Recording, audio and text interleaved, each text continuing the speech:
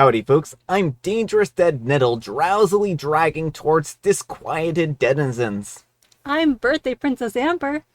And here are more disquieted denizens for us to drag ourselves towards? I don't know if I understand this one. Because you're a zombie plant, so you're just kind of like dragging toward the people. Oh. Let's get started. Alright, folks, and our first letter is titled, Will I be a jerk for telling my boyfriend that I can't handle his daughter's comments and they need to stop? My boyfriend and I have been together for 10 months. He's a single father with sole custody of his 7-year-old daughter. She is on the autism spectrum, but it's really mild, honestly. She's just a bit quirky, awkward, and sometimes obsessive. I haven't spent much time with her, and I only met her like 3 months ago. I did my own research on autism as well, and listened to my boyfriend's input, and I've always been super supportive. Her 7th birthday is this week, and they were going to go to Disneyland yesterday night for dinner and a few rides. It started in the car on the way there. She kept commenting. Nothing bad, just stuff that didn't have to be said. It was a little weird to me, but I never really heard her talk at all. Then she started giving us fun facts, mostly about Disneyland. Or if she saw something random that she knew something about. My boyfriend told me that she's just excited. I don't know at what point it started, but then her chatter started to drive me up a wall. There were 3 big things that really got to me. First, I complimented her ears and matching backpack, and she said thank you, my daddy got them for me for Christmas. But then every time anyone complimented her, she would say the exact same thing. The same exact comment every single time. Second, she was wearing a birthday pin. When he gave it to her, he commented that it wasn't her birthday yet, but we were here to celebrate it. But then when someone would say happy birthday, she would say thank you, it's not really my birthday is blank. It was exactly the same thing, same tone, same inflections every single time. Finally, the last thing that absolutely drove me up a wall was the fun facts. Everywhere we went, and everything that she saw, she would tell us a fact. This was built in 1963, there's a hidden Mickey right there, whatever she could think of to tell us that she could. Sometimes multiple times, it was just constant. On top of that, she kept repeating noises or songs that we heard. It was like she would just say whatever was in her head, which sometimes was pointless or irrelevant. Also, she hummed or sang like every song that we heard, including background music. This was constant all night, except briefly when she had a sensory overload and just shut down for a little while. I think the worst part is that my boyfriend never told her to stop or corrected her. He actually encouraged her and even enjoyed it. Sometimes sang and laughed with her. I know that she's on the spectrum, but I can't help but think that these behaviors can be fixed. She was always so quiet around me, so I know she can be. I'm not really mad at her for her behaviors, but I'm mad at my boyfriend for not telling her that sometimes people need to keep things to herself because it bothers other people. Will I be the jerk if I told my boyfriend that he needs to stop his daughter from making little comments because it's driving me up a wall? Alright folks, what do you think? Yes, OP, you would be the jerk. Now, honestly, your boyfriend sounds like a fantastic dad. And I know you say you did a lot of research on autism, but I don't think you've done enough research on autism. Or maybe being in a relationship with someone with an autistic child is not for you. Because nothing she does here is a behavior in need of correction. And as an autistic person, like, I relate to a lot of this. Now, I know you say she's been like really quiet to you before. That may be that she wasn't comfortable around you before, and she finally feels comfortable enough around you to kind of be like talk about the things that interest her and whatnot, you know. Rattling off random facts, that's called info dumping, and it's a very common thing people do. And all, like, I don't know, I feel like even neurotypical children at Disney, if there's songs on, they're going to be singing songs. If there are hidden Mickeys, they're going to be looking for the hidden Mickeys. Like, it doesn't even seem that outrageous. Like, No. I mean, I think that this is a lot of behavior that would be normal for a child of that age, and maybe she was maybe a little bit more chattery than what OP was used to, but I think OP expected a quiet child who was seen but not heard, mm-hmm. and when the daughter kind of changed, that's when they were like, ah, this isn't what I was expecting at all, right? And I guess the one thing is, like, you have to expect that a child is going to be different when they first meet you, because a lot of kids tend to be quiet and reserved and whatnot around adults that they're not familiar with.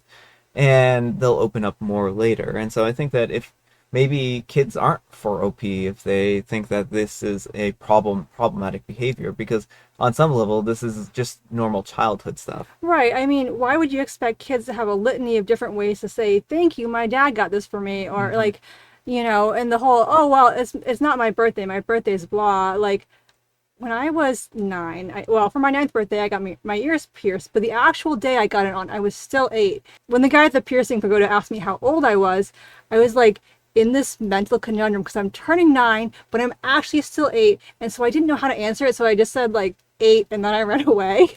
And so I definitely understand where she comes from with the need to correct because it's kind of how brains work sometimes. But let me know what you folks think. So anyhow, take care and good luck. Alright, folks, and our next letter is titled, Am I a Jerk for Saying That's Dumb to my wife after she said that my use of the term girl push-ups was sexist? And Amber wants to read this one. I think this whole situation is ridiculous, but my wife seems to have been affected, so I guess that's reason enough to post. On Sunday, right, my kid, 8-year-old male, asked me, 38-year-old male, if he can come to the gym with me as I'm heading out. I obviously say no since he's a bit young, but he keeps insisting, so I say, do 20 push-ups and you can come with me. He attempts to, but he does the push-ups on his knees, so I said, not girl push-ups, and that he can't come with me. After coming back, my wife decides to welcome me with a lecture on how the term is demeaning because since push-ups on your knees are easier, I'm giving off the message that girls are less fit than boys.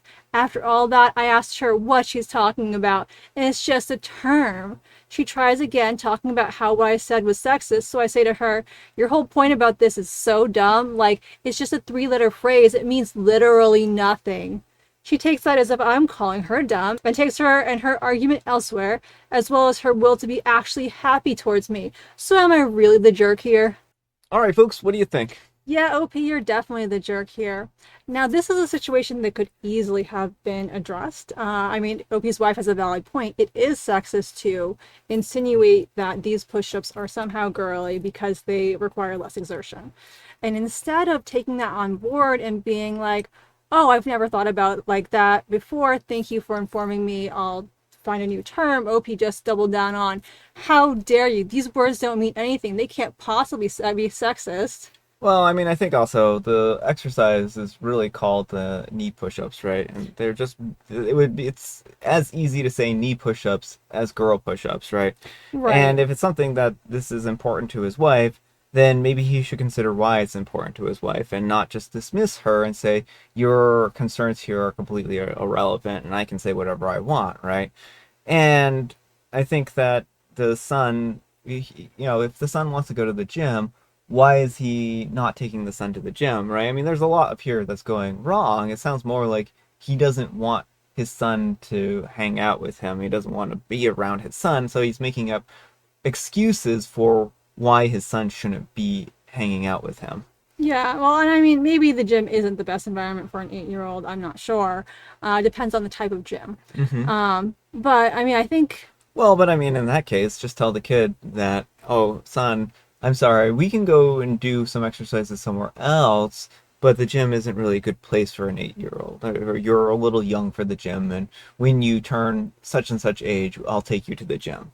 Right, and I think that would have been a better way of handling the situation instead of being like, oh, you need to do a certain number of requisite push-ups before you can go to the well, gym. I think in general, OP's approach to parenting doesn't necessarily seem like the best way of handling things. But I also think that his way of dealing with his wife is so condescending to be like essentially just dismissing her Hmm. argument because it doesn't agree with what he says. Yeah. Like, I understand that, in bygone times they were referred to as girl push-ups. I think Hmm. even in my high school it was that way. And I know that the girls, at least in gym class, we could do push-ups on our knees when we had to do those fitness challenges. I don't think the boys were allowed to. And so, but, instead of like listening, like, I just feel like he has no respect for his wife whatsoever, is how it comes across the entire post. Yeah. Instead of listening and taking on board what she has to say, he could even have been, oh, that's an interesting perspective. I have to think about that. Like, there's all kinds of ways when you hear something that doesn't necessarily agree with what you have always thought to take it on without being immediately dismissive. Yeah. But let me know what you folks think. So anyhow, take care and good luck. Alright folks, and our next letter is titled, Am I a jerk for giving CPR to my friend, even though his wife said that I don't have consent? So some context and background to the situation. I'm a 26-year-old male, and I've been trained for CPR through almost every period of my life. And fortunately, I've never had to use it until now.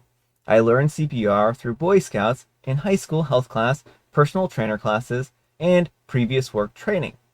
I work at a convenience store and experience many regulars. This regular, for example, is a man that we will call Jerry. Jerry is roughly in his late 40s, early 50s, and we happen to always have these 10 to 15 minute long conversations on random stuff that we bond over. He is also an Eagle Scout, a father, and has a daughter who is about to get married, and is over the moon about it, a Star Wars fan, and loves sports, so there's something that we will always talk about. I love Jerry, he's an awesome guy who doesn't talk about work a lot, which I completely understand and respect. 1 week ago, Jerry came into the store with his wife that I have met on an occasion of him shopping. Not really a social person, which my wife isn't either, so I understand. I was in an aisle when I started to hear heavy breathing at the counter, then followed by a loud crash and some panicked scream. I run over to see that it's Jerry on the floor unconscious. I quickly run over and I get down to assess him. He wasn't breathing or responding. I look over at my boss, who we will call Misty, to call 911 and grab an AED. I began to unbutton Jerry's shirt and start chest compressions and getting him ready if we need to use the AED. During this, his wife looks at me and says, "Are you really going to perform CPR? I would rather have a medical professional than you." I didn't even comprehend this comment, and I just kept counting. What seemed like 5 minutes of doing compressions was only 1 minute.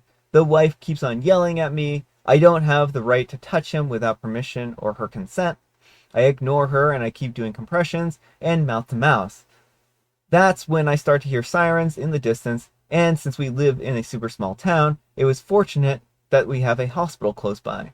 The sirens are getting closer, and then suddenly the ambulance was right at the door and rushing in with a stretcher, and one of the paramedics asked me if they could take over after my round of compressions. Of course I agree, and we have a smooth transfer of compressions. That's when my boss with an AED comes over, and that's when she is escorted from the situation to calm down while the wife is staring daggers into my soul. I was put into a room to calm down, and after 10 or so minutes, I hear the wife yell, "I'm going to press charges against that guy. He could have killed my husband." My boss tells me to go home after writing a report and to take a break for a while. Right now, I'm at home scared and waiting for the phone call from a lawyer or someone. I know what I did was right, but I feel that I actually did something wrong with going against the wife's consent. So am I the jerk here? All right, folks, what do you think? Not the jerk. You were trying to save this man's life. And it doesn't matter if you didn't have a medical degree, you had the requisite training, and, every minute counts, every second counts in a situation like this. Well, and I mean, I think also, even if you didn't have medical training, the thing is, like, even if you were to call a 911 operator, they're probably going to walk you through how to do chest compressions, right? Mm-hmm. And this is something that needs to be started immediately, and you have to start chest compressions because it's really important to get oxygen to the brain to make sure that the person has the best chance at survival. Right, and at minimal permanent damage as well. Yeah. It's not like OP came at him with a knife or something. Yeah. I understand, it's scary for the wife to see her husband in this state, but again, every second counts. The sooner you can get oxygen going to his brain again, the better his outcomes. Yeah, and I think also it's important to recognize that there are Good Samaritan laws on the books in many, many places. I don't know where OP is from, but there's chances are that there's a Good Samaritan law on the books that will protect him from doing something in good faith to save someone's life. Mm-hmm. So I don't think OP has anything to worry about here. They didn't do anything wrong. The wife might have been panicking and trying to do what was best for her husband without understanding the consequences of that. So she was definitely in the wrong, and I hope it was just a matter of panic and not something more nefarious. Yeah, hopefully she wasn't just trying to get his life insurance or something. Yeah. Now this wedding is costing more than I realized. Mm-hmm. But let me know what you folks think. So anyhow, take care and good luck. Alright folks, it is tea time. Grab your beverages of choice. I've got some tea right here, and Amber, she has another jovial Bobstein joke. Yes, since it's my birthday, I figured this was the perfect time to pull out a new joke book. And it's the end of spring, almost summertime, so what better time for a vacation joke book? Did the cat have a good vacation? Did the cat have a good vacation? I'm sure the cat had a great vacation. Every day is a vacation in the life of a cat. Yes, it was perfect. I should have seen that one coming. And I have Mega Mint. Alright folks, that's all the time we have for today. Thank you so much for watching. Happy wonderful Wednesday, folks. Happy Friday Junior's Eve. Happy Friday Junior's Eve. Amber, we need some kind of moral advice and or guidance, and please have it on unreasonable demands. Before making a demand of someone, make sure it is reasonable. Yeah. Thanks so much for watching, and we'll see you all tomorrow. Bye.